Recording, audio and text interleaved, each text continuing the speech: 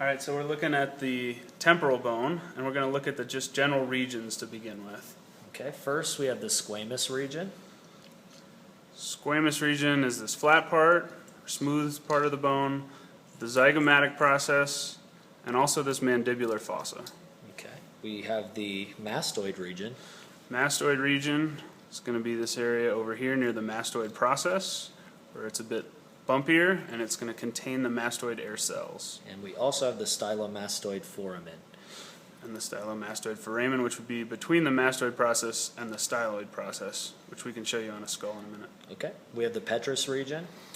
Petrous region of temporal bone, which has the internal acoustic meatus. It's going to contain internal acoustic meatus for the inner ear. And the jugular foramen. Jugular foramen is going to be formed partly by the temporal bone and partly by that occipital bone, which will sit posterior and inferior. Okay, we have the foramen lacerum.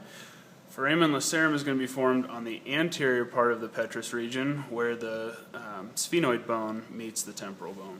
Okay, and the carotid canal. Okay. And then the carotid canal exit can be seen here, kind of in the middle of the petrous region. And then we have the tympanic region. Okay, tympanic region is going to be this small spot between mastoid process and mandibular fossa, which contains the external acoustic meatus, part of the external ear. And also the styloid process. And then styloid process on this bone looks a little bit broken. Okay, we'll show you some of these on the intact skull. So here's a real skull. There's external acoustic meatus. Here's a full styloid process. Okay. And then the stylomastoid foramen right there between mastoid process and styloid process. Okay. And then the carotid canal. So from an inferior view, the carotid canal is going to begin for the left side here and for the right side here. Okay. They're going to, the carotid artery will exit into the skull right around here. Okay. And then we have the foramen lacerum. Foramen lacerum on the right and on the left from the superior view. The jugular foramen. Jugular foramen right there and right there. Okay. And then we have the internal acoustic meatus.